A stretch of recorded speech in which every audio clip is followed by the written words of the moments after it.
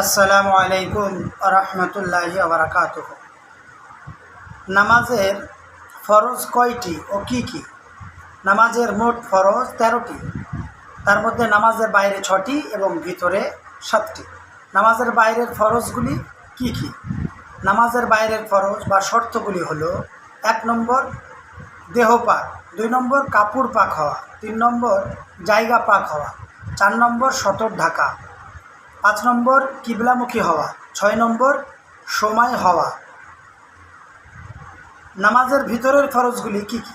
নামাজের ভিতরের ফরজ বা আরকানগুলি হলো: 1 নম্বর তাকবীরে তাহরিমা বলা, 2 নম্বর কিয়াম বা অর্থাৎ দাঁড়িয়ে নামাজ পড়া, 3 নম্বর কেরাত করা অর্থাৎ কোরআনের কিছু অংশ পড়া, 4 নম্বর রুকু করা, 5 নম্বর সেজদা করা, 6 নম্বর শেষ বৈঠক করা এবং 7 নম্বর ইচ্ছাকৃত কোনো কায়ের দ্বারা নামাজ থেকে ফারেগ না হওয়া।